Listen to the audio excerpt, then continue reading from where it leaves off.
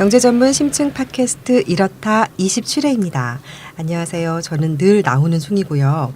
우리 지난주에 우리가 살인적인 폭염, 기후변화, 태양열 발전 이런 얘기 했었잖아요. 네네. 아 근데 오늘은 좀 약간 찬바람이 나는 것 같아요. 오늘에서야. 네네. 근데 왜 이렇게 더운지 지구가 정말 어떻게 된 건지 모르겠어요. 네, 뭐 이상기온이라고 매년 사실 그래요. 작년에도 그랬고 재작년에도 그랬고. 근데 올해는 정말 기억에 남는 정말 폭염이 아닌가 싶고요. 또 전기료 때문에 우리가 벌벌 떨던 그런 그렇죠. 기억도 영원히 잊혀지지 않을 것 같고. 어쨌건 오늘부터 이제 비가 내리네요. 네네. 이제 금, 토, 일 연속적으로 비가 내리면서 30도 이하로 이제 떨어진다고 하니까 이 여름은 간 게 아닌가 싶은데 어쨌건 인사를 안 했네. 네, 가을을 기다리는 남자 차리쌤입니다. 네, 저는 여전히 슈퍼바이저입니다. 오늘 아침에 이게 비가 올 듯 말 듯 하니까 참 안타깝네요. 확 쏟아져서 좀 시원해졌으면 좋겠는데. 근데 이게 혹시 인디안 썸머라고 하세요? 인디안 썸 알죠? 네. 가을이 이게 되기 전에 말이에요. 또 더운 거. 네. 또 비 오고 좀 초진 듯하다가 이게 추석 때쯤 또 쨍쨍거릴까봐 굉장히 걱정 많아요. 도대체 뭐 믿을 만한 그런 예측 가능한 기후가 아니잖아요 이제. 그래서 기상청은 예보를 하는 게 아니라 중계를 한다고 그런 말도 하잖아요. 네네. 네, 맞지 않는다고. 어제 정말 일어난 일인데요. 네. 비가 안 올 거다고 돼 있었는데 네. 비가 오더라고요. 음. 저녁을 먹고 돌아오려고 그러는데 비가 오고 있더라고요. 맞아 저녁 때 왔어요. 그래서 불 꺼졌어요. 그 핸드폰을 보니까 네. 비가 온다, 올 것이라고 박혀 있더라고요 기사에. 잽싸게 바꿨구나. 그런가 봐요. 예, 근데 우리나라가 사계절이 뚜렷하다고 그러잖아요. 네. 근데 사실 뚜렷한가요? 전 좀 남쪽에 있어서 뭐 서울과는 좀 날씨가 좀 다를 것 같기도 하지만 사계절이 이렇게 뚜렷하다는 느낌을 많이 받지는 않거든요. 하긴 여름, 겨울 이 계절 같기도 해요. 예. 뭐 사계절이 뚜렷하면 뭐 좋은 것만은 아닌 것 같아요. 제가 여러분보단 조금 더 오래 살았으니까 조금 근데 이게 해가 지나갈수록 봄하고 가을이 짧아진다는 느낌이 듭니다. 옛날에는 참 뚜렷했던 것 같아요.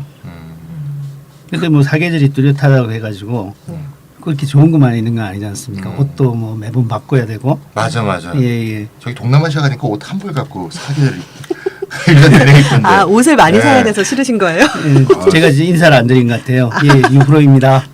사람이 자기 모습을 바꾸는 맛에 사는 거죠. 근데 참 재밌는 게 그 옛날 스티브 잡스는 그 청바지에 까만 그쵸, 옷만 입고 그거 뭐 트레이드 마크처럼 주커버크는 하고 회색옷만 입잖아요. 딱 옷장을 열면 회색옷만 쫙 있대요. 아 그건 자기 그 정확한 이미지를 아이콘처럼 각인시키려고 그는 그러고. 그렇게 알아듣는데 자기가 다른 에너지에 쓸 게 많아갖고 옷에는 에너지를 쓸 수 없다는데 형은 옷에 에너지를 많이 쓰고 계시는구나.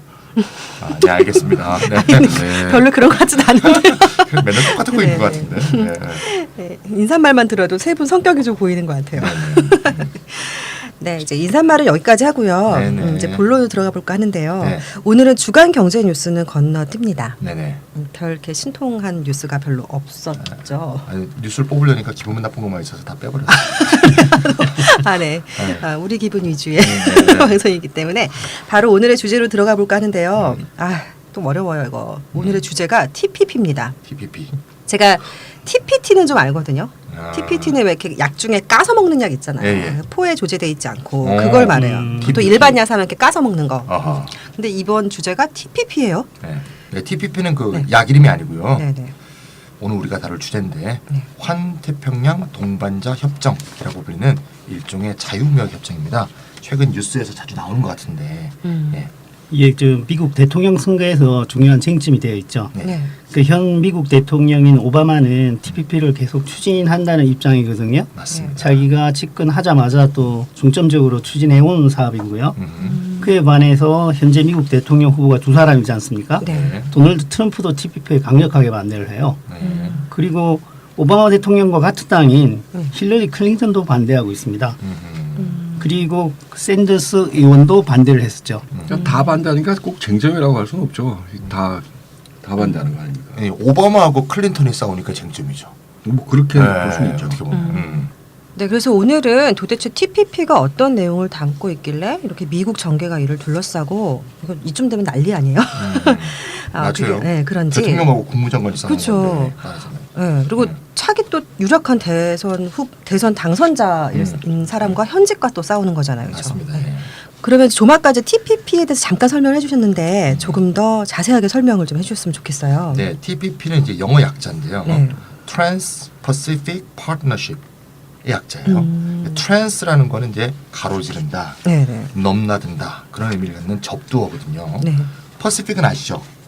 네. 태평양. 퍼시픽 오션 태평양이고요. 그러니까 태평양을 가로지르는 파트너십 동반자 관계 이렇게 번역할 수 있겠습니다. 아 태평양을 넘나드는 네. 뭔가 태평양을 사이에도 이렇게 주위에 조르르 이렇게 그렇죠. 둘러싼. 네, 태평양을 확 넘어서 하는 그런 모든 사람이 동반자 관계를 맺자 이런 거죠. 지진 화산 많이 나는 나라. 네네. 네.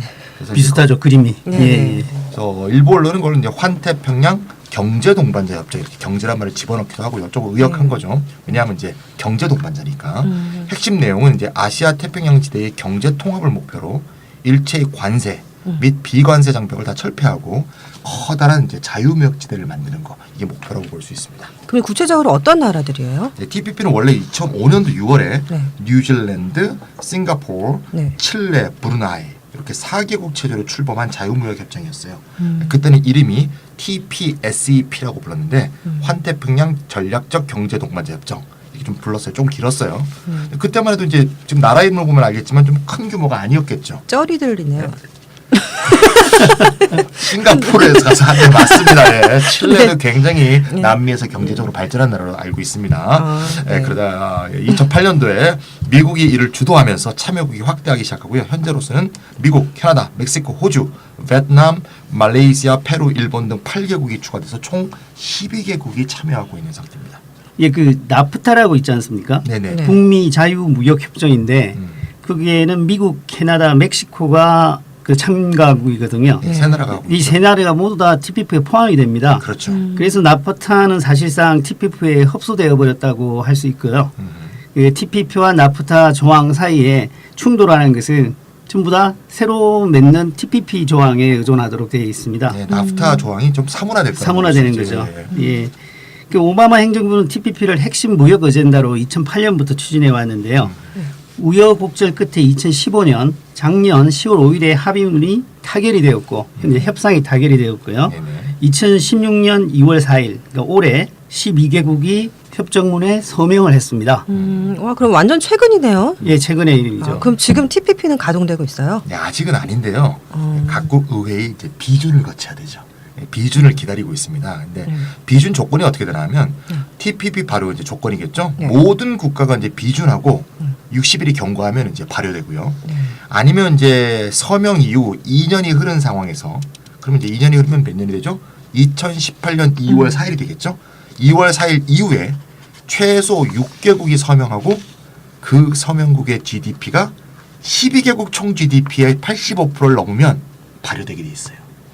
아니 뭐 국제 협정이면 각자 다 뭐 각 나라에서 비중 거치고 이러면 되는 거지 뭐 GDP의 85%뭐 이건 또 뭐예요? 그러니까 이제 앞으로 이제 우리가 살펴보겠지만 네. 12개국이 다 비준을 하지 않을 가능성이 있으니까 이렇게 별도 조항 하나 더 만든 거예요. 6개국 이상이 비준하고 85%의 GDP를 넘기면 된다는 거죠. 네. 그러니까 각국 내에서 지지자와 반대자가 갈리게 되어 있거든요, 이게. 그렇죠. 근데 반대 기운이 높아지면 분명히 비준 안 되는 나라가 나오게 돼 있어요. 그래서 이제 이렇게 된 거라고 보면 되겠습니다. 그리고 국제조약인데 네. 나라마다 경제 규모가 차이가 나거든요. 음. 그 나라의 숫자로만 다수결을 해버리면은 형평이 안 맞다는 이야기가 나오니까 GDP에 얼마를 넘어야 된다라는 규정이 들어가 있는 거죠. 그럼 어떻게 뭐 이렇게 엮으면 85%가 되려면 어떤 나라들이? 네, 그게 참 그러나요? 재밌는데요. 네. 그게 이제 아주 재밌어요. 미국이 TPP 전체 GDP 62%예요. 아, 네. 일본이 17%예요. 둘 합치면 어떻게 되죠? 79. 79니까 네. 85에서 6 모자라죠. 네네. 그러니까 이 두 나라의 비준이 결정적인 거예요. 여기에다가 한 몇 나라만 추가하면 85가 되는 거죠. 나머지 4개 나라 정도 추가하면. 근데 문제는 12개 국가라고 그랬죠, 아까. 네. 근데 그중에서 일본만 빼고 11개국이 다 비준을 내. 그럼 어떻게 됩니까? 일본이 몇 프로죠? 그러니까 17%요? 그렇죠. 그럼 일본이 17%면 다른 11개국이 다 비준하고 일본만 비준 안 하면 83%가 되죠. 맞네요. 그럼 85%가 안 되잖아요. 그렇네요. 결국 일본이 비준하냐 안 하냐가 TPP 발효의 가장 중요한 조건이고요. 일본이 비준 안 하면 그냥 꽝이에요. 따라서 일본이 TPP 발효에 캐스팅 보트를 쥐고 있다 이렇게 볼 수 있습니다. 거봐요. 미국, 일본 빼놓고는 다 쩔이라니까. 그러니까 일본이 거의 뭐 이제 결정권 캐스팅 보트를 쥐고 있다니까 약간 배 아픈데요. 배 아프네요 진짜. 네. 네. 예, 이게 상당히 재미있는 게 4개국이 출발점이 되었다고 그랬지 않습니까? 네. 그 4개국은 사실 출발할 때 아주 미미했습니다. 네. 브루나이, 싱가포르, 뉴질랜드, 칠레 네. 각각 인구가 어떻게 되는지 한번 짐작해 보시겠어요? 그냥 뭐 브루나이 이런 나라들은 왕국인데 뭐 네, 왕국. 그냥 몇백만 명이나 될까 그럴 것 같아요. 싱가포르는 도시잖아요. 그렇죠. 예. 뭐 뉴질랜드는 사람보다 양이 더 많은 나라니까 사람은 그다지 많지 않을 것 같은데. 예, 제가 말씀드릴게요. 제가 한번 찾아봤었는데요. 브루나이는 약 42만 명 정도 되고요. 아 그럼 100만 명도 안 돼요? 100만 명도 안 됩니다. 아. 영토는 예. 좀 넓은데요. 그렇죠. 싱가포르도 우리가 도시국가라고 이야기하잖아요. 예. 270만 명 정도 되고요. 음흠. 뉴질랜드는 그보다는 좀 많습니다만 500만 명 정도 아. 됩니다. 그리고 칠레는 좀 많아요. 음흠. 물론 우리나라보다는 적지만 굉장히 길죠 나라가. 예, 네. 1,700만 명 정도 오, 됩니다. 예. 따라서 이 4개국만으로 구성되어 있을 때는 세계의 주목을 크게 받지 못했어요. 그런데 미국이 갑자기 이 조그마한 데 개입하면서 아, 성격이 완전히 바뀌어버렸습니다. 이참에 미국 인구 한번 얼마나 되겠습니까? 3억 한 3억 좀 넘죠. 예, 4억 2천만 원 네. 가까이 돼가고 네. 있습니다. 상당히 이제 많아지는 거죠 최근에. 와, 그래서 TPP 참가국의 GDP는 세계 GDP의 약 40% 정도 와, 되고요. 40%. 와. 예, 미국, 일본이 들어가니까. 그러니까요. 예. 그리고 세계 인구의 12%를 차지하게 됩니다. 그래서 TPP가 발효되게 되면은 세계 최대의 자유무역지대가 되게 되는 거죠. 엄청 크네. 네, 진짜 어마어마한 규모인데. 근데 궁금한 게 생겼어요. 그 2008년부터 오바마 행정부가 적극적으로 TPP를 추진했다고 하셨잖아요. 그럼 슈퍼바이저님 미국의 의도는 도대체 뭐예요? 예, 이게 사실 좀 뻔한 건데요. 오바마 행정부는 이것을 피벗 투 에이지아, 아시아로의 회기라고 부르는데요. 네. 한마디로 말하자면 TPP는 중국의 경제 영향을 차단하고 미국 중심의 경제 블록을 강화하려는 겁니다. 그러니까 대중국 견제 전략이죠. 2차 세계대전 후 세계경제라는 게 아시다시피 미국이 쭉 주도를 해왔죠. 그렇죠. 개발도상국 지원은 월드뱅크가 있고 아시아 개발은 ADB, 그러니까 아시아 개발은행이죠. 맞습니다. 예. 그리고 세계 금융위기 대응은 IMF가 담당해왔어요. 이게 경제적인 측면에서 볼 때 이 팩스 아메리카나, 네, 박스 아메리카나. 박스 아메리카나, 미국이 주도하는 평화 이런 거죠. 예. 평화 체제. 예. 그러니까 근데 이제 중국이 점점 경제력이 커져가고 있고 자기 중심으로 새로운 판을 그려가려고 그러는 거죠. 개발도상국 지원을 해서 브릭스 국가와 함께 NDB 신개발은행이라는 걸 설립했어요. 맞습니다. NDB. 이게 사실은 세계은행에 대한 대항책이라고 볼 수 있는 거고요. 그리고 최근에는 많이 신문에도 많이 예, 보도가 우리도 됐지만 참가했죠. 네, 참가. AIIB 예. 아시아 인프라 투자은행을 창설했는데 네. 이게 미국이 주도하던 ADB보다 훨씬 규모가 큽니다. 한국도 참가했고요. 자본금이 어마어마합니다. 예. 동시에 브릭스 중심의 회원국들이 금융위기 때 자금 지원을 위해서 CRA라는 기금도 창설했어요. 그러니까 여러 가지에서 미국 주도의 세계 국제 경제 질서에 대항하는 틀들이 자꾸 그림이 그려져 가고 있다라는 겁니다. 그러니까 미국 중심의 미국이 주도했던 월드뱅크, IMF, ADB 뭐 이런 걸로 연결된 팍스 아메리카가 무너지고 있다 이 말씀이시네요. 그렇습니다. 그러니까 무너뜨리려는 힘이 생겨난 건 사실이죠, 적어도. 그런데 미국 경제력이 쇠퇴하고 있는 상황에서 혼자서는 이 상황에 맞서기가 힘든 거죠. 맞습니다. 예. 그러니까 자신과 이해관계를 함께 할 수 있는 다른 11개국을 엮어야 되겠다. 그래서 강력한 블록을 형성해서 중국 주도의 경제 질서에 대항하려고 하는 겁니다. 사실 이 지역에서 중국과 미국이 정면 충돌하고 있는 것은 사실입니다. 중국은 현재 16개국이 참가하는 영내 포괄적 경제 동반자 협정, 네, 요새 신문에 많이 나죠. 예. 영어 약자로 RCEP, Regional Comprehensive Economic Partnership이라고 하는데 이걸 주도를 하고 있죠. 참가국도 굉장히 광범위합니다. 그러니까 아세안 국가들, 동남아시아 국가연합 10개국이 다 들어가 있고요. 네. 그다음에 아시안과 FTA를 맺고 있는 6개국가가 여기에 들어가 있습니다. 네. 그러니까 한국, 중국, 일본, 호주, 인도, 뉴질랜드 이렇게 16개국 다 합쳐서 16개국이나 됩니다. 한중일이 다 들어가 있다는 게 어마어마하죠. 특징이죠. 예. 인구 면에서 34억으로 TPP보다 커요. 중국, 인도가 들어가 있으니까 뭐 이건 뭐 당연하고요. 예. 물론 GDP는 이제 그만큼은 안 되지만 그래도 세계 GDP의 28%를 차지합니다. 어마어마합니다. 예. 그러니까 TPP 12개국 중에서 예. 아메리카 대륙에 있는 5개 나라를 빼고서 7개국이 다 참여하고 있는 거예요. 그러니까 생각을 해보세요. TPP와 회원국이 겹치잖아요. 네. 여기서 바로 미국과 중국이 TPP와 RCEP로 충돌하고 있다라고 말을 할 수 있는 겁니다. 바로 그렇습니다. 예. TPP를 서명할 때 오바마가 우리의 잠재 고객 95%가 국외에 있는 상황에서 중국 같은 나라가 세계 경제의 룰을 결정하게 해서는 안 된다라고 대놓고 말하고 있습니다. 노골적이다. 예. 그러니까. 예. 최근 사드 배치에서 군사 정치적인 대중국 견제가 노골적으로 드러났듯이 TPP는 일종의 경제적인 대중국 봉쇄 정책 혹은 최소한 저지 정책 이렇게 볼 수 있습니다. 이걸 흥미진진하다고 해야 할까요? 뭔가 좀 네. 긴장되기도 하고 그런데. 음모론에 많이 나오는 그쵸. 그런 상황이죠 사실은. 네. 네.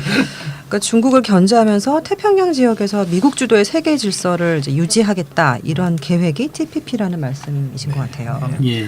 근데 진짜 이렇게 한태평양 동반자라면서 이렇게 중국을 쏙 빼냐? 너무 속보이게. 네, 속이 보이죠. 완전. 네. 네. 일본으로 그러니까요. 일본이 그러니까요. 역할을 하는 거죠. 아니, 너무 좀 보이잖아요. 그러니까 TPP가 어떤 것인지 좀 감은 좀 잡았거든요. 근데 내부를 좀 들여다봤으면 좋겠다는 생각이 드는데요. 처음에 TPP 정의할 때 일체 관세 및 비관세 장벽을 철폐하고 자유무역 지대를 만드는 것 이렇게 말씀하셨거든요. 그럼 FTA가 있잖아요. 그러니까 자유무역 협정 뭐 이런 것과 뭐가 달라요? 이 FTA는 주로 두 나라 사이의 협정을 이야기할 때 FTA라고 부릅니다. 물론 유럽연합과 아세안 10개국 간의 FTA처럼 지역 경제 블록을 맺는 특수한 경우도 있긴 하죠. 근데 기본적으로는 두 나라 사이의 자유로운 무역을 위해서 그렇죠. 관세 장벽을 허문다라는 한미 FTA, 뭐 한칠레 FTA, 예, 한중 FTA 네. 이렇게 네, 부르는 그렇죠. 거죠. 네. 이제 그에 반해서 TPP는 지금 현재 12개국이 참가하고 있는 다자간 협정이지 않습니까? 네. 그리고 더욱 중요한 것은 기존의 자유무역협정이 상품, 투자, 서비스에 국한되었던 것과는 달리 TPP는 FTA의 역내 관세 철폐 수준을 넘어서 공동시장으로서의 블록화를 시도하고 있다는 점에서 차이가 있습니다. 커먼 마켓을 만드는 거죠. 예, 사실. 네. 각종 분야에 대한 총체적 규정을 담고 있는데요. 이들 규정이 잘 지켜지지 않으면은 그것을 시정할 것을 요구할 수 있는 독립적인 국제기구까지 설립하는 것을 목표로 하고 있습니다.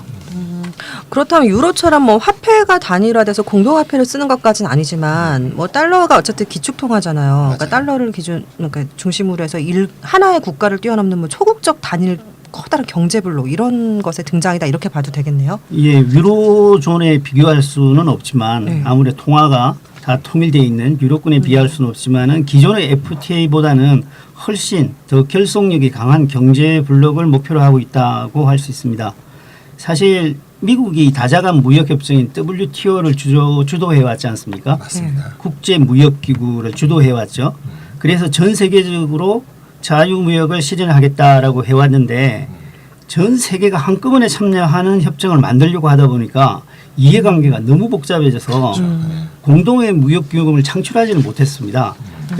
그래서 현재로서는 WTO가 유야무야된 상태이거든요. 있는지도 잘 알 수 없는. 네. 그렇죠. WTO가 완전히 잘 돼 있다면은 개별 국가들이 자유무역 협정을 맺을 이유가 없는 거죠. 맞습니다. 네. 그래서 WTO가 잘 돌아가지 않기 때문에 뭐 여러 가지 FTA가 그 공백을 메꾸고 있었는데요. 네. 미국의 입장에서 본다면은 실패한 W 체제의 기획을 한태평양 지대에서 부활시키면서 자유무역 질서를 선제적으로 정립한다는 의미를 TPP에 두고 있습니다. 진짜 자유무역 하고 싶은가 보다. 네, 찬희쌤 그러면 신앙이죠, 신앙. 그러니까요. 네. 찬희쌤 그럼 TPP의 주요 내용을 한번 간단히 살펴봤으면 좋겠는데요. 어떤가요? 네, TPP가 2008년부터 미국이 본격적으로 주도했다고 그러는데요. 네. 오랫동안 밀실에서 비밀리에 이제 회담을 진행을 했어요. 사실 뭐 FTA도 그런 경우가 많지만 심지어 2015년에 10월 5일 아까 합의문이 타결됐다 그랬죠. 그래도 협정 내용이 공식적으로 발표가 안 됐어요. 그래서 2015년에 뭐 초안 문서가 유출이 되고 막 유출된 문서 통해서 TPP 내용을 추적하고 막 뭐 그런 일도 막 벌어지고 그랬어요. 그러니까 어떻게 된 건가 하면 결국 그러니까 대기업이나 초국적 기업들은 처음부터 자문단을 구성해갖고 자기들의 요구를 TPP에 이렇게 관철을 시켰어요. 각 나라 국민들은 TPP가 어떻게 돌아가는지 알 수도 없는 상태에서 자기의 운명이 결정되는 그런 상황이었던 거죠. 그러니까 뭔가 야로가 있네요. 야로죠. 욕 나오는 거죠. 네, 그 안에. 구린 구석이 있는 것 같은데 네. 그럼 그 내용을 뭐 전혀 알 수는 없어요.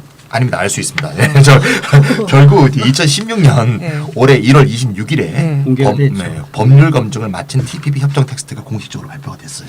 네. 그러니까 지네 좋은 대로 뒤에서 다 만들어 놓고 얘다 이렇게 봐라 한번. 그러니까요. 이거잖아요. 만들 때 우리 차별시켜줘야지. 그러니까. 자식들이. 네. 어쨌건 이제 봅시다. 네. 첫째로 이 12개국에 존재하는 18,000여 개의 관세가 전부 폐지됩니다. 예컨대 미국이 농산물이 굉장히 세잖아요. 그 곡물 메이저들이 생산하니까 단가는 싸게 뭐 대량 생산하지 않습니까? 이 강력한 경쟁을 갖고 있는 미국 농산물이 어떤 관세도 없이 자유로이 수출이 되는 거죠. 그다음에 이제 전자상거래 요새 많이 하죠. 전자상거래의 관세가 모두 폐지가 돼요. 예를 들면 쉽게 말해서 해외 온라인 업체에서 노래를 다운로드 받는다든가 스트리밍으로 본다든가 영화 같은 거 이제 관세가 전혀 없어요. 그리고 이제 요새 우리나라에 인기 있는 직구 있죠, 직구. 그쵸, 해외 해외 직구. 직구. 응. 그쵸. 해외 직구하면 이제 상품 가격도 내고 배송료 내고 그다음에 통관 절차에 세금 내잖아요. 이것도 이제 싹 사라지는 거죠. 그러니까 가격하고 배송료만 내면 되겠죠. 가끔 뭐 무료 배송료 이벤트도 하겠죠. 예. 상품 가격만 내면 해외에서 그냥 날라오는 겁니다. 자, 이제 둘째 얘기는 말이죠. 강력한 환경 보호 규정을 담고 있습니다. 불법 오로, 습지 파괴, 밀렵, 불법 벌목 금지 등 지구를 지키는 면도 이제 없지는 않습니다만 여기에도 사실은 이제 초국적 자본의 이익이 관련돼 있어요. 있죠. 예를 들면 이런 건데요. 어업에 대한 보조금을 중단한다 이런 내용이 있어요. 그럼 어업에 대한 보조금을 왜 중단하냐? 명분이 이거예요. 어류에 대한 남획, 오버피싱, 이거를 방지한다 이거야. 보조금 주면 너무 많이 잡지 않냐? 굉장히 환경 보호를 담고 있는 것처럼 보이잖아요. 예. 그런데 사실은 여기에도 초국 자본의 이해관계가 있는 거예요. 그러니까 환경을 보호하겠다는 명목으로 그것도 또 장사 속으로 이렇게 챙겨 먹는 거네요. 맞습니다. 이 어업 보조금이 폐지되면 큰 자본을 갖고 있는 초국적 어업 회사들이 당연히 이익을 보겠죠. 또 어업 보조금을 청구해 남획이 일어나죠. 아무래도 이제 영세에서 네. 물고기 어업을 계속 유지하기 어려운 영세 업체들이 보조금을 주면 살게 되죠. 그러니까 보조금을 주지 네. 않으면 파산하니까. 파산하게 됩니다. 예, 예. 네, 그래서 큰 회사들만 자기들이 알아서 통제하면서 물고기를 조절하면서 이렇게 잡아먹겠다 이거죠. 그렇죠. 슈퍼바이저님 그리고 또 어떤 내용들이 있어요? 뭐 미국이 전 세계적으로 가장 강력한 경쟁력을 가진 영역일 텐데요. 뭐 아직 민감한 부분이라서 당사국들이 공개도 하지 않는 그런 영역이 있습니다. 뭘까요? 혹시 짐작? 미국이면 뭐 미국의 주요 산업하면 무기, 뭐 영화, 무기 쓰여죠 무기. 영화, 영화. 뭐 그런 거 얼핏 생각하기로는. 예. 두 번째 말씀하신 영어가 정답에 가까운데요. 좀 폭넓은 표현을 쓴다면 지적재산권이 될 것 같습니다. 아 지적재산권. 네. TPP의 지적재산권 조항은 2015년에 유출된 초안을 통해서 좀 살펴볼 필요가 있을 것 같아요. 네. 지적재산권이라 하면 크게 저작권, 카피라이트, 그리고 상표권, 트레이드마크, 그리고 특허권, 파텐트 이렇게 세 가지가 될 텐데 유출된 초안을 보면 미국 측이 거의 지적재산권의 국제규약을 새로 쓰려고 한다라고 말할 수 있을 정도로 현재의 국제규약 아니 현재의 미국 법보다도 훨씬 더 강화된 지적재산권법을 밀어붙이려고 하고 있습니다. 첫째, 저작권 기간이 늘어납니다. 현재는 개인의 경우 저자 생존기간 플러스 사후 50년이에요. 근데 이걸 생존기간 플러스 70년, 사후 70년까지 연장하겠다. 기업의 작품은 창작 후 95년 또는 120년까지 늘리겠다. 이렇게 얘기를 합니다. 예컨대 미키마우스라면은 120년까지도 저작권이 보장된다는 거죠.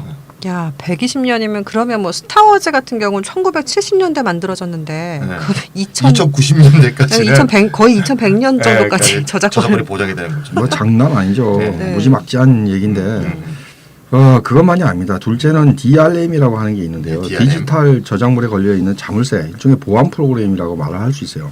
이 보안이 확실히 강화됩니다. DRM이 걸려 있는 디지털 저작물은 원소유자가 아닌 사람이 열면 볼 수가 없습니다. 네, 복제하게 되면 이제 열리지가 않고 기한도 걸어놓으면 그 기한이 지나면 못 보고 이런 게 이제 DRM이죠. 예.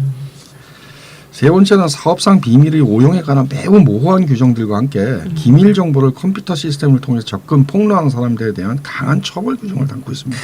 위킬릭스한테 됐구나. 그렇죠. 이거는 뭐 기자나 내부 고발자를 강력히 단속하겠다라는 얘기죠.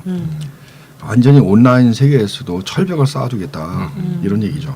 넷째, 온라인 서비스 업체에 대한 책임을 강화합니다. 유저의 언론 표현의 자유를 업체 스스로 감시 감독하라는 얘기가 됩니다. 그렇죠. 그럼 이제 네이버 댓글 없어지겠네요. 그럴 수도 있습니다. 네. 그렇죠. 그러니까 전체적으로 보면은 기업 비밀의 보호는 굉장히 강력하게 하겠다라는 거고 그다음에 언론 통제를 굉장히 강도를 높이겠다 이런 얘기예요. 그렇죠.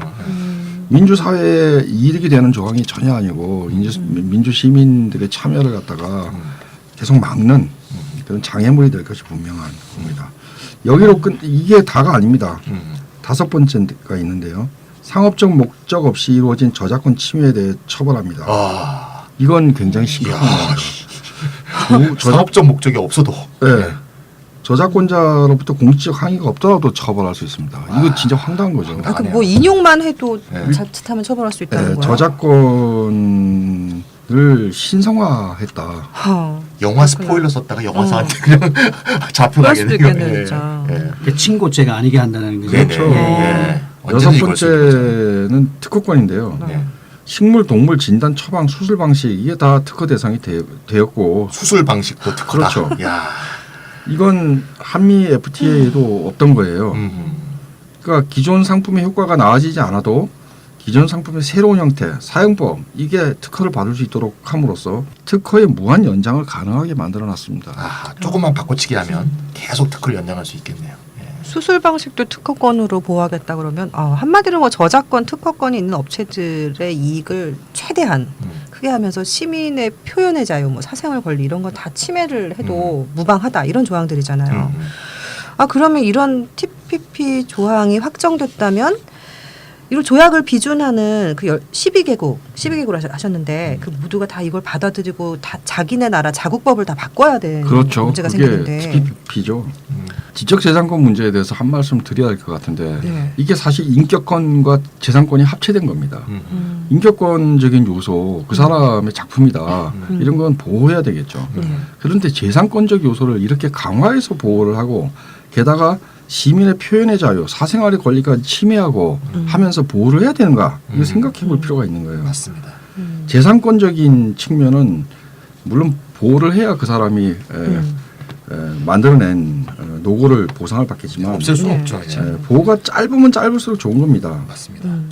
누군가의 창작물이 그의 노력이 분명히 들어있죠. 근데 그 속에는 인류의 집단적인 노력이 함께 담겨 있는 것이거든요. 맞습니다. 그러니까 창작자만의 배타적 이익으로 점유될 수 없고 인류 모두가 이용할 수 있도록 공개돼야 되는 겁니다. 예, 되돌려줘야죠. 그러니까 카피레프트 뭐 이런 운동이랑 비슷한. 꼭 카필라프트까지는 아니지만 어느 정도의 저작권, 재산권이 인정하지만 뭐 5년 뒤에 푼다든가 뭐 그렇게 3년 뒤에 그런 푼다든가 거죠. 뭐 10년 뒤에 푼다든가 이래야 되는 건데 뭐 유럽 해적 120년 이건 뭐 유럽 해적당 같은 정치의 흐름은 이 지적재산권 반대를 굉장히 중요한 이슈로 삼고 있죠. 맞습니다. 정반대로 지적재산권을 강화한다는 게 뭘까? 이것은 인류의 정당한 지식 접근권을 제한하겠다라는 거예요. 인류 공통의 지적재산에 대한 자유로운 이용을 방해하겠다는 거고 그리고 결국 어떻게 될까요? 새로운 것을 만들어내는 사람들의 창조력, 혁신 능력을 약화시키게 될 게 분명합니다. 하긴 모방은 또 창조의 어머니 이런 말도 있으니까 네. 다른 여러 가지 것들을 이용하면서 한 또 건데. 창조를 할 수 있. 그래놓고 하겠다. 120년 동안 먹겠다 그러면 오픈 소스가 많으면 많을수록 혁신이 그렇죠. 일어나죠. 맞습니다. 예. 들으면 들을수록 TPP가 정말 문제가 많다 하는 생각이 드는데요. 그럼 이제 긍정의 아이콘 유프로님 뭐 좋은 점은 없어요? 뭐 좋은 점이라. 네. 공개적으로 국가가 하는 조약인데 좋은 점이 표면적으로 없기야 하겠습니까? 당연히 있죠. 그것도 잘 살펴봐야 되는데 일단 노동 기준에 대해서는 선진국 수준의 노동권 보장을 요구하고 있다는 점에서 일단은 긍정적으로 볼 수가 있습니다. TPP는 노동조합을 형성해서 네. 집단적으로 교섭할 자유, 아동노동과 강제노동을 폐지하고 고용차별을 금지하고 최저임금, 근무시간, 사회안전보건에 대한 법률 등을 준수할 것을 모든 가입국에게 요구하고 있습니다. 그 결과 이제 약간 후진국인 베트남이나 말레이시아, 브루나이 등에서는 노동권 보호를 위한 가시적 조치를 해야 됩니다. 특히 정부나 당의 통제를 벗어난 독립적인 노조 승인을 요구하고 있습니다. 웬일이래요? 미국과 초국적 자본이 노동권, 인권 이런 얘기를 하니까 일단은 이제 현대 시민국가의 보편적 인권 기준이 반영되었다고 할 수가 있는 거죠. 그렇죠. 이제 문명화된 사회에서 이걸 표면적으로 어길 수는 없다라는 거죠.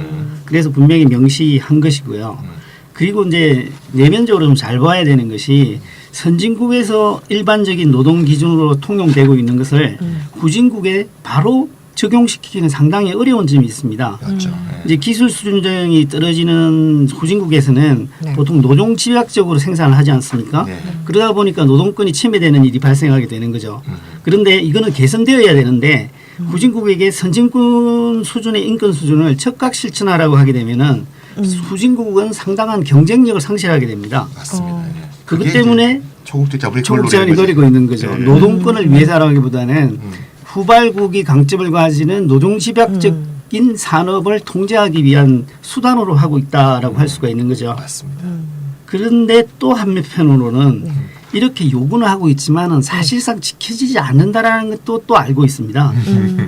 그러니까 초국적 자본은 지구 어딘가에는 노동권을 침해하는 사업장이 있다라는 것을 알고 있고 그것을 내심 환영하기도 하는 거죠. 그렇죠, 그렇죠. 이용하고 있죠. 또 네. 싸먹기도 하고. 네. 우리 뭐 잘 아는 거지 않습니까? 네. 애플이 최고 회사지만은 애플 핸드폰을 생산하는 그 중국의 생산 공장에서는 네. 노동권의 침해가 가장 심각하다는 것은 우리가 언론을 통해서도 잘 알 수가 있죠. 그렇죠. 저 옛날에 주워 들은 말 중에 추상적인 가치는 없다 이런 말이 있었는데 맞아요. 네, 그런 생각이 나요. 인권이나 자유 뭐 이렇게 가치 중립적인 걸로 보이는 말도 그 속을 들여다보면 다 주판을 굴리고 있고 맞아, 돈이다, 계산하고 있고 돈이다 있어요. 네, 예. 그냥 그렇게 하고 있네요. 근데 유프로님 근데 결국 TPP라는 게 자유무역이라는 구호 아래 대자본, 뭐 초국적 자본 이런 이익을 추구하는 수단이잖아요. 예, 그게 가장 정확한 통찰력 있는 지적입니다. 이제 국가 간 어떤 관세도 없고 비관세 장벽도 사라진 이제 그대의 시장 안에서는 자본은 어디에서나 자기 물건을 팔 수 있고 값싼 노동력을 구할 수가 있지 않습니까?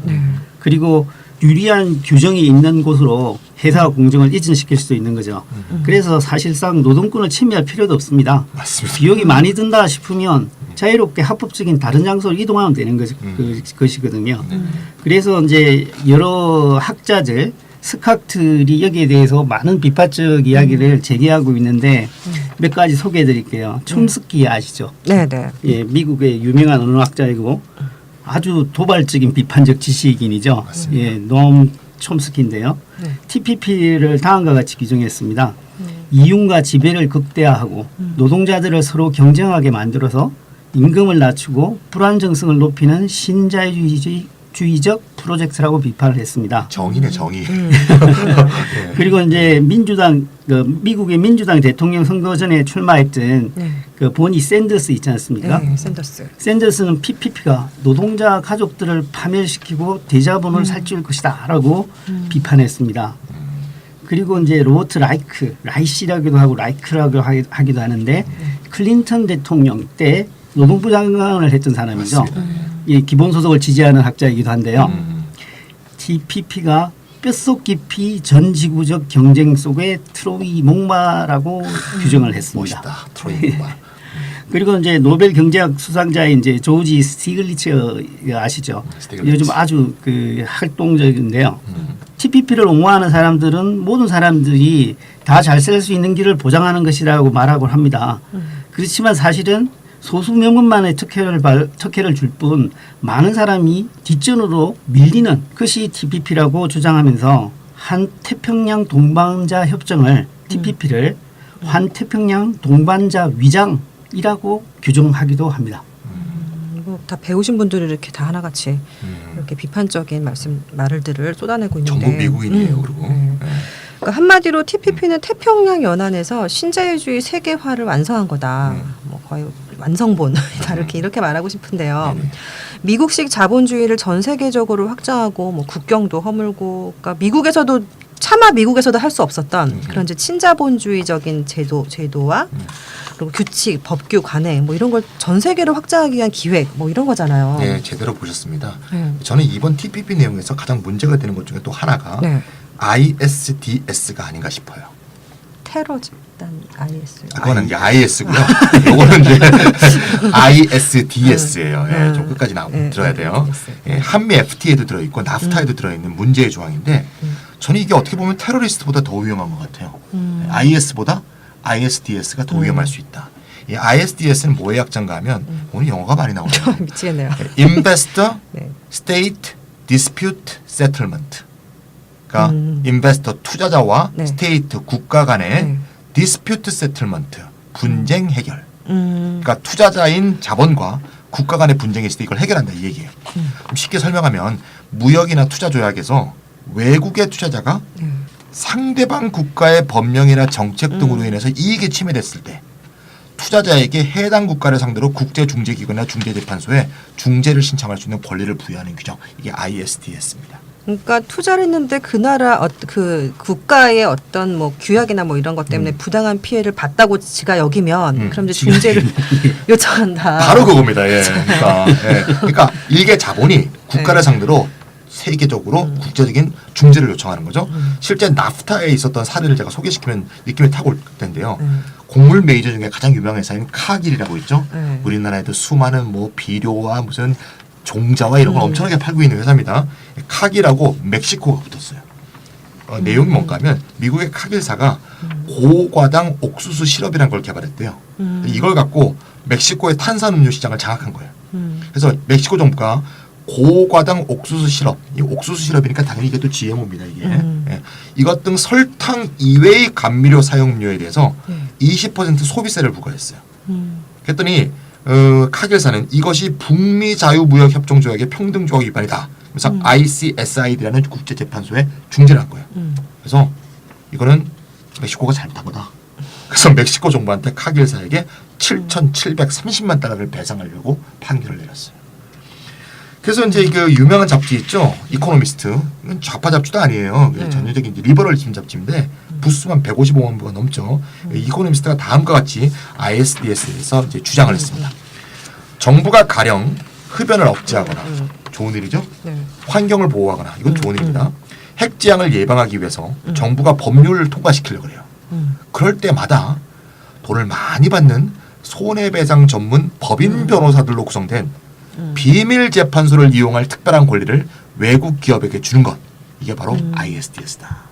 그러니까 초국적 자본하고, 그러니까 법인 변호사들로 구성된 세계 국제 중재 재판소하고 얘네들이 작당을 해서 좋은 일을 할 수 있는 국가의 법령 제정도 막을 수 있다는 얘기죠. 어쨌건 이코노미스트의 주장은 다국적 기업이 일반인을 희생해서 부유해지는 방법, 이게 이제 ISDS다 이렇게 말해보고요. 예, 실제 이 일이 일어났습니다. 금융과 그 담배와 관련해서는요.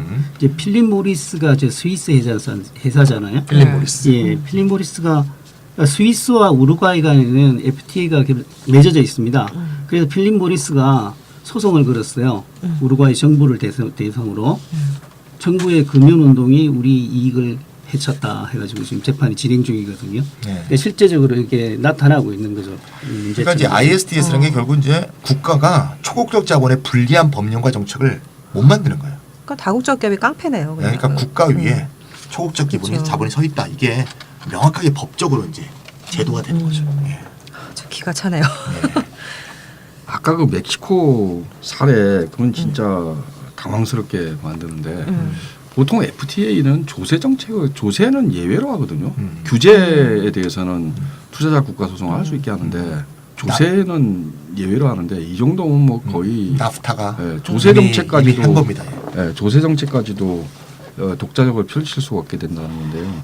한미 FTA 때 노무현 정권이 굉장히 선전했던 게 조세 정책은 자유롭게 할 수 있다라는 거 그거였어요. 아무튼 이 아까 숭기님이 TPP 신자유주의 완성이라고 하셨는데 정말 정확한 정의 같아요. 여기 국가를 무력화시키는 친자본적 조항이 TPP의 한두 가지가 아닙니다. 예를 들어 이 네거티브 리스트, 서비스 시장의 네거티브 리스트 개방 조항이 들어있어요.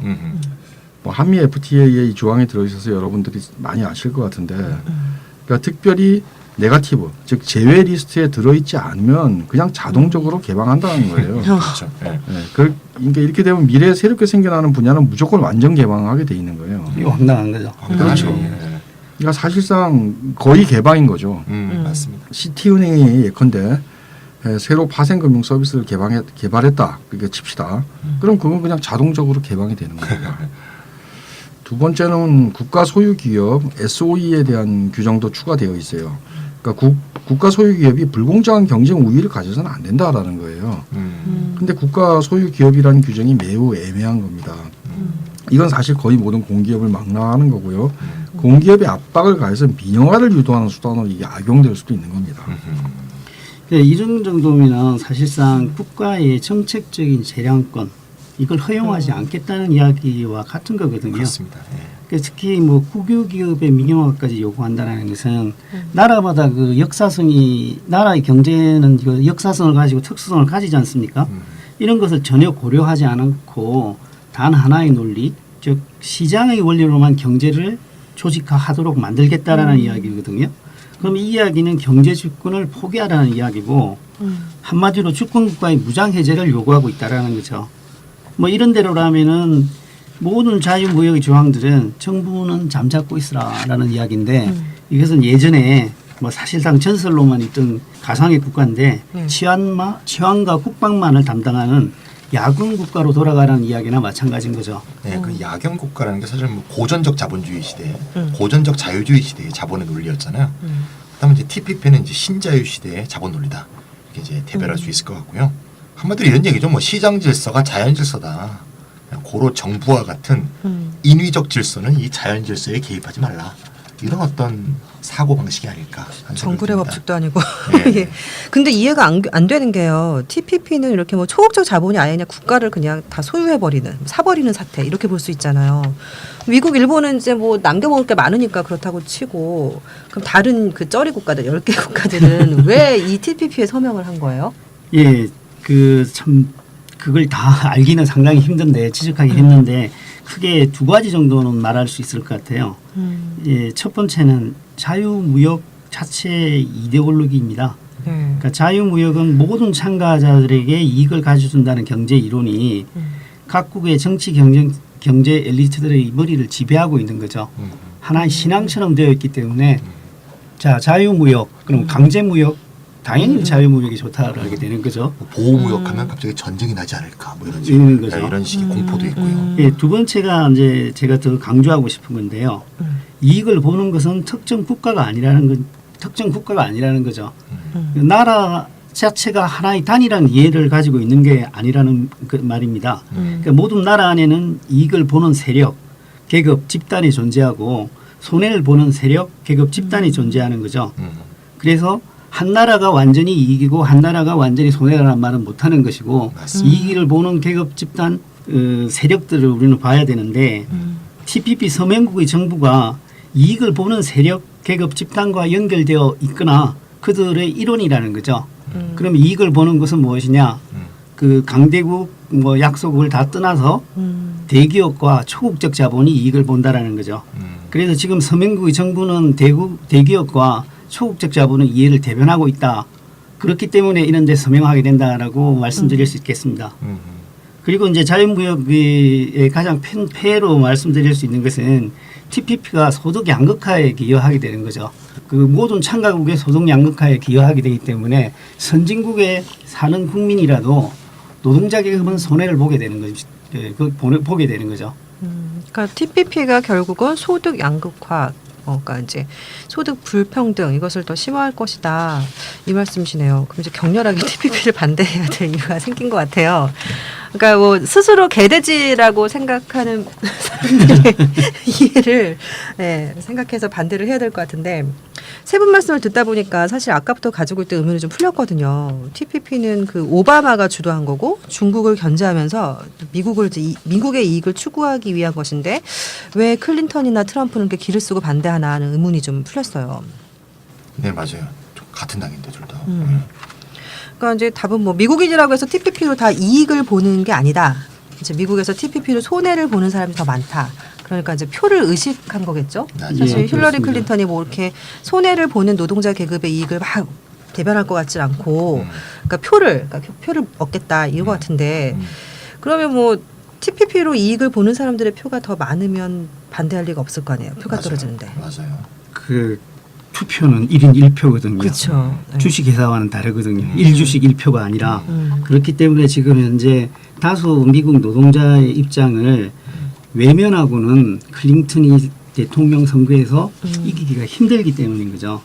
자유무역이 선진국에는 유리할 것이다 라고 이렇게 일반적으로 이야기되지 않습니까? 네네. 그런데 선진국도 아까 말씀드렸듯이 단일체가 아니라는 거죠. 대자본도 있고 소자본도 있고 노동자도 있다는 거죠. 그런데 그 자유무역을 통해서 선진국은 상당한 그 손해를 보게 되는 것이 있는데 일자리가 사라지는 것입니다. 그러니까 1980년대 이후에 세계화가 쭉 진행되면서 기업들은 값싼 부품을 사용하기 위해서 많은 것을 아웃소싱을 했습니다. 그러니까 부품만이 아니라 기획은 미국 회사가 담당하지만 상품의 제작 조립은 값싼 노동력이 있는 외국에서 생산을 했거든요. 네, 아까 애플사의 예를 들었듯이요. 숭이님도 애플 쓰시죠? 네, 아이폰 6. 거기 집에 상자 있죠, 상자. 상자. 네. 상자 뒤에 딱 보면 뭐라고 써 있어요? 몰라요. 이렇게 써 있어요. Designed by Apple in California. Assembled 조립됐다는 뜻이거든요. Assembled in China. 요즘 이렇게 써 있어요. 딱 이게 바로 이제 신자유주의의 어떤 생산 어떤 시스템이라 이렇게 볼 수 있습니다. 예, 이게 이제 조금 설명을 더 드리면 우리가 자유무역이라고 하지만 네. 무역만이 자유화되는 것이 아니라 자본의 이동도 자유화되었다는 점이 중요합니다. 그 미국의 제조 공장이 중국과 같은 궤도로 이전하게 된다는 거죠. 그래서 미국은 탈산업화를 겪게 되고 미국은 이익을 볼지 모르지만 미국 대자본은 이익은 보지만 미국 노동자들은 공장이 문을 닫게 되니까 실업에 빠지게 되는 거죠. 일자리가 사라져서 고통을 겪게 되는 것이고 디트로이트와 같은 전통적인 산업 도시들은 유령 같은 도시로 전락해버리는 거죠. 네. 그래서 미국의 대표적인 큰 기업이 많은 이윤을 올렸지만 미국 노동자들은 고용 불안을 겪었고 소송은 사실상 정체되었습니다. 그래서 대공황 이후에 가장 큰 소득 격차, 소득 불평등이 지금 미국을 상징적으로 대변하고 있습니다. 네, 맞습니다. 좀 더 나가면 말이죠. 또 미국의 대기업이라고 해서 또 TPP로 또 다 이익을 보는 게 아니에요. 파이낸셜 타임스의 보도를 보니까 네. 미국의 대기업 중에서 농업 대기업이 가장 큰 이익을 볼 것이다. 이렇게 이제 예상하고 있더라고요. 그에 반해서 이제 화학이라든가 섬유, 자동차 등은 수입이 더 늘 것이다. 이렇게 예상되고 있습니다. 그래서 분석 기사를 보면 이제 베트남은 섬유 산업에서 가장 큰 이익을 볼 것이다. 또 일본은 자동차 산업에서 큰 이익을 볼 것이다. 이런 이제 예상들이 나오고 있어요. 이제 TPP로 만약에 이제 미국의 어떤 대기업이라 하더라도 그 기업이 손해를 좀 본다. 그럼 그 기업의 노동자들도 손해는 같이 보겠죠. 그렇죠. 예. TPP로 이익을 보는 기업이 있다고 봅시다. 근데 그 이익은 노동자들한테 트리클 다운, 낙수되리라는 보장이 없죠. 원래 손실은 공유하고 이익은 그쵸? 자기들만 먹는 거 아닙니까? 그렇죠. 그러니까 이제 대선을 앞둔 미국 유권자의 마음이 TPP 반대가 되는 게 너무 당연한 거예요. 그러니까 본능적으로 아는 거죠. 거죠. 이미 또 막 경험도 많이 했고요. 최근에 미국의 여론조사를 보니까 이런 여론조사, 극단적인 여론조사가 나왔는데 TPP로 1000개의 일자리가 생긴다 하더라도 단 한 개의 미국 내 일자리가 사라진다면 TPP에 반대하겠다라는 사람이 78%에 달했답니다. 좀 이게 좀 비합리적이고 극단적이라고 볼 수 있는데 신자유주의 세계화로 너무 많이 피해를 봤기 때문에 이 체험이 이제 이 정도의 비합리적 감정 상태로 격앙된 것이 아니냐 이런 생각이 드네요. 콩으로 매주를 쏜다고 해도 괜찮아요. 그렇죠. 예, 뭐 한 개 그러면 사실 이게 한 개가 아니고 이러다 1000개 되는 거 아니야? 그렇지. 이렇게 생각하는 거죠 사실은. 예. 그러면 이제 그 두 대선 후보 도널드 트럼프와 힐러리 클린턴이 모두 TPP를 반대하고 맞아요. 또 이제 오바마 임기는 얼마 안 남았잖아요. 얼마 안 남았죠. 그렇죠. 그럼 TPP 비준은 이제 물 건너 가는 건가요? 그게 그렇게 간단치가 않습니다. 이게 상황이 매우 좀 복잡하다고 볼 수 있는데요. 일단 오바마는 자기 임기 내에 TPP 의회 비준을 받아낸다는 계획으로 밀어붙이고 있죠. 근데 오바마 임기가 얼마나 남았습니까? 1년 남았네요. 내년 1월 1년 20일까지니까 5개월? 5개월 남았네. 5개월. 내년 1월 그렇죠. 20일 날 네. 끝나요. 1월 20일 끝나거든요. 네, 그렇습니다. 그리고 민주당원들 상당수가 TPP에 비판적이죠. 임기 내에 이 TPP 비준을 하려면 공화당원과 손을 잡아야 된다는 얘기도 나오고 있는데요. 지금 대선 기간에 그게 가능하겠습니까? 그러니까 오바마 임기 안에 비준은 불가능하다 이렇게 생각할 수 있을 것 같고요. 그런데 클린턴 역시 이제 반대하고 있잖아요. 근데 만약 당선이 되면 TPP 조항을 약간 수정해서 비준을 받아낼 수도 있을 것 같다 이렇게 예측할 수 있습니다. 트럼프가 당선된다면 TPP는 이게 오리무중이 되는 건데요. 근데 트럼프가 당선되긴 좀 어려울 것 같죠. 그런데 다섯 외워 주시려고. 막상 대통령이 됐다 하더라도 TPP는 완전히 물 건너가느냐. 그건 그건 또 아닐 수도 있습니다. 맞습니다. 예, 지금 또 TPP라는 화장실 게 들어갈 때 나올 때 또 좀 다른 게 있잖아요. TPP라는 게 아까 말씀 초반에 우리가 얘기한 것처럼 중국과의 대결이라는 측면도 있기 때문에 그렇죠. 예. 이게 대통령이 됐을 때 또 지금 반대하지만 또 다른 명분으로 이 카드를 꺼내들 수도 있다 이렇게 봅니다. TPP가 단순하게 무역의 혜택을 더 많이 누리기 위한 것이 아니라 중국의 부상을 견제하겠다는 미국 맞습니다. 대자본의 논리가 또 있죠. 관철되어 있는 것이기 때문에 네. 소득 불평등이 좀 더 심화되더라도 미국의 헤게모니를 유지하려고 한다면은 네. 어떻게 될지 모르는 트럼프가 그러니까 사실 노동자의 지지를 받지만 노동자 편은 아니잖아요. 그렇죠. 트럼프 입장에서는 TPP를 할 수도 있는 거죠. 네.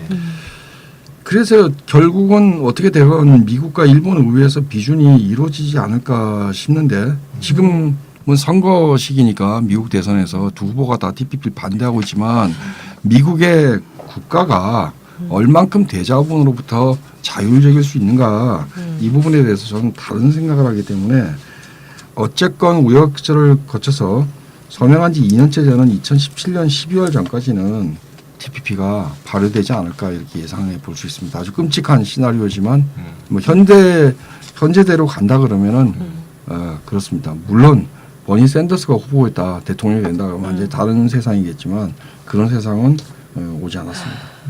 그럼 마지막으로 우리나라는 TPP에 참여하지 않았잖아요. 네. 왜 그랬을까요? 우리 각하께서 사드는 그냥 아주 받들어 오시면서 이게 시간차 공격이죠. 그게 시간차가 있어요. 좀. 예, 금방 사드 말씀 잘하셨는데요. 우리 TPP와 사드 이거 한번 따로 연결시켜서 한번 논의해봐야 될 것 같기도 해요. TPP에서 구상하고 있는 것과 사드 체계에서 구상하고 있는 것들이 상당히 겹치는 면이 있다. 하나는 정치면, 하나는 경제면, 하나는 군사적인 면이지만요. 질문이 그것이었죠. 왜 우리는 참가하지 않았는가? 우리나라는 2008년부터 미국이 갑자기 TPP를 서두르기 시작했습니다. 그러니까 아까 말씀드렸듯이 사실상 미미한 4개국의 조약에 거대한 미국이 들어가 가지고 그것을 완전히 성격 변화시킨 거거든요. 근데 2008년에 서둘러 가지고 그걸 추진했는데 그때 우리는 한미 FTA를 추진 중이었습니다. 그리고 그 다음부터 우리의 관심사는 한중 FTA에 이제 가 있었고요. 그 중간에 한 EU FTA가 이제 맺어지게 되는 거죠. 그리고 우리나라 정부는 이제 FTA에 주력하고 있었고요.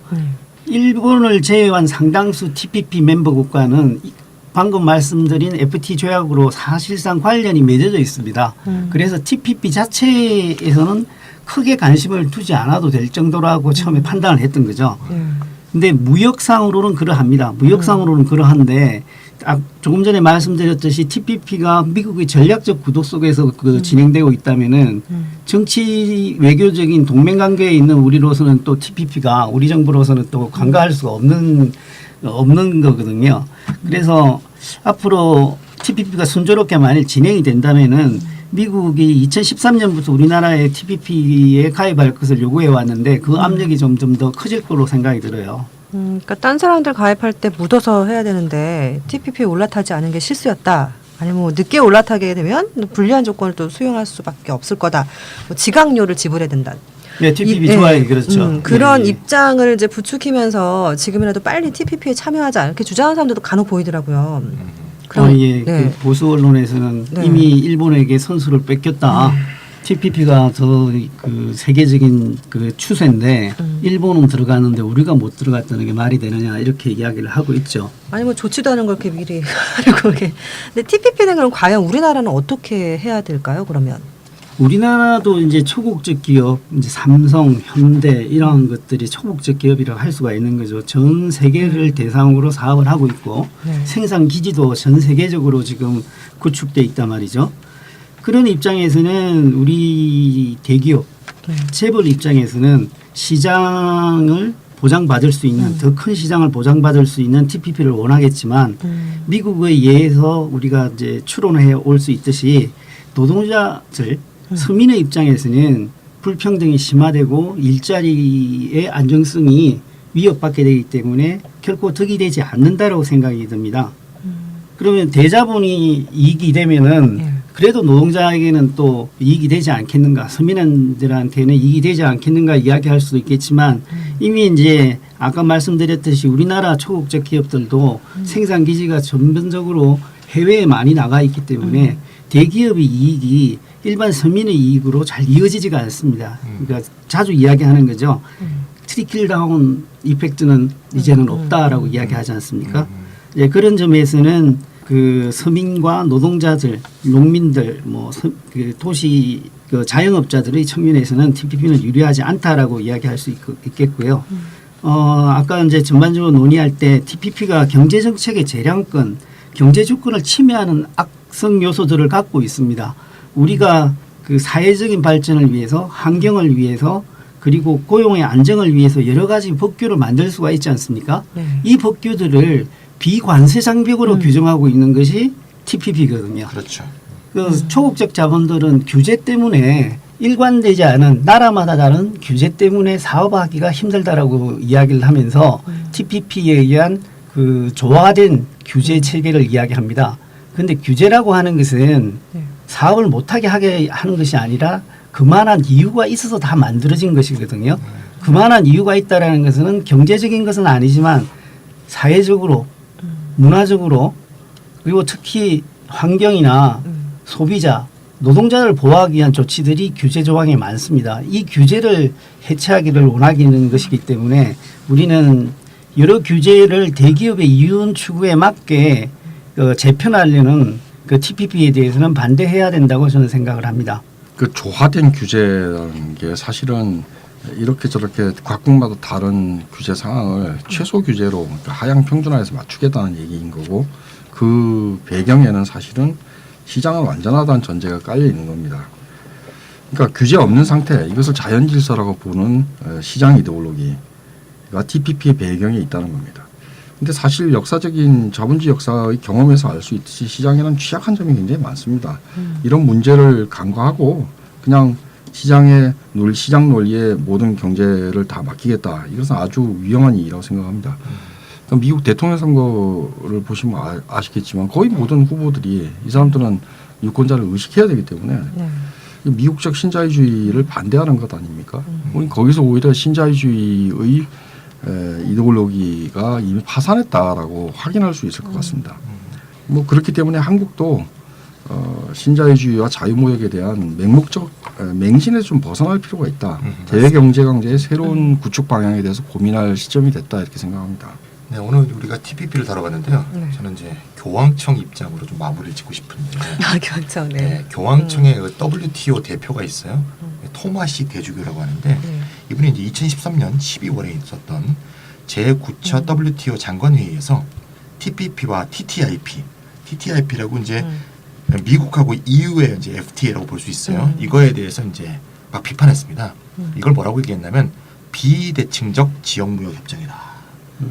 그래서 작고 가난한 나라들이 더 효과적으로 보호될 수 있는 것은 이런 지역무역 협정이 아니라 좀 더 큰 규모의 다자간 시스템이다. 이렇게 주장하면서 이 PPT 같은 것들이 오히려 다자간 시스템을 위협할 수 있다. 이렇게 이제 비판한 거죠. 그러니까 교황청 입장에서는 TPP나 TTIP보다는 WTO 같은 게 오히려 더 도움이 된다. 이렇게 이제 주장을 한 거예요. 네. 그래서 제가 이제 문자를 갖고 왔는데 한번 읽어보겠습니다. 이렇게 말했습니다.